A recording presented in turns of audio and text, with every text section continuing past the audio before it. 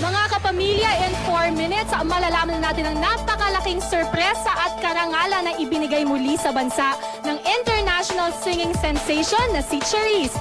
Yan and more sizzling issues when we return. Fresh, hot, controversial. This is it. World-class Charisse binigyan ng special episode sa programang Oprah. Matapos ang sunod-sunod na tagumpay ni Charisse sa international scene, magmula nang mapanood siya sa Star King ng Korea, sa show ni Ellen DeGeneres at sa Oprah, muli na namang nanggulat ang batang international singing sensation. Noong September 9, nagkaroon nga ng ikalawang guesting si Charisse sa Oprah. Mabilis namang kumalat sa mga internet sites gaya ng YouTube at CharissePempenko.com ang mga video clips nito. Sa isang special episode na ito, ipinakita ang isang emosyonal na Charisse na nagbalik sa kanyang hometown sa San Pedro, Laguna, makaraan ang 13 taon. At isa sa kanyang ibinahagi ay ang mapait na karanasan kung siya ay 3 taong gulang pa lang. Ipinakita rin ni Charisse sa Oprah ang kanyang mga drawings na mga dream duets niya sa mga singing icons na sina Andrea Bocelli at Celine Dion. At isa sa highlight ng episode ay ang pagkanta niya ng unang kantang natutunan niya nung bata pa siya, ang My Heart Will Go On ni Celine Dion. Kasunod nito ang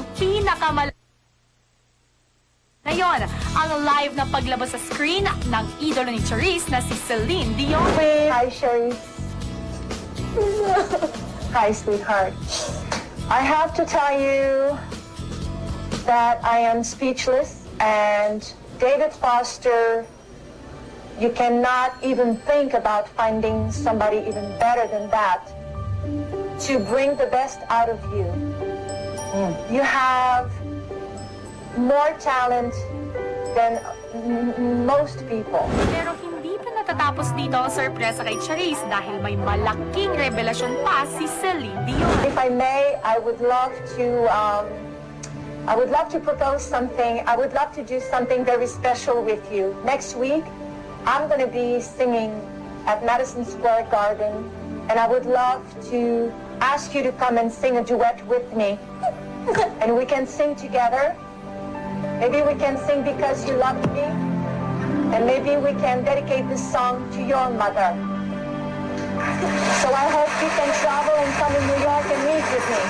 Kaya naman ang pinaka-latest na aabangan ngayon ng buong mundo sa darating na September 15 and 16, ang paghaharap ni Charisse at Celine Dion sa Madison Square Garden sa New York City para sa Taking Chances World Tour ni Celine. Yeah, I drew Celine. You saw that in my journal, dream journal, and I can't believe I'm going to sing with her. Like, yay! Yay! And is it true, David? And live na live mga kapamilya, makakausap natin via phone patch all the way from Canada. Hi, Charisse! Hello po! Wow! Hi, Charisse! Grabe! Bagong karangalan na naman ang dala mo para sa lahat ng Pilipino. How are you feeling right now? Siyempre po, sobrang proud po ako dahil siyempre nire-represent ko po yung ating country. Yes! Grabe, bongga ka talaga, Charisse. Wait lang, your show will be in New York, September 15-16. Bakit ka nasa Canada ngayon? Anong ginagawa mo dyan? Magkakaroon po ulit ng David Foster and Friends. Yun po, kasama po ulit ako sa mga... Wow! Back-to-back international concerts. Anong oras na ba dyan ngayon? 12 midnight po. Wow, thank you for waking up para sa Entertainment Live. Thank you so much. So, teka lang. This is it. Celine Dion, Madison Square Garden. Anong mga preparations ang ginagawa mo ngayon pa lang para sa napakalaking event na ito? Siyempre, una po sa lahat, practice po. Medyo kinakabahan po ako kasi first time ko po makaduet si Miss Celine Dion. So, medyo excited po ako pero talagang sobrang paghahanda po. Anong klaseng paghahanda yan? Like, hindi ka na umiinom ng malamig or nag-vocalize ka every day, every minute? Ano ba yan?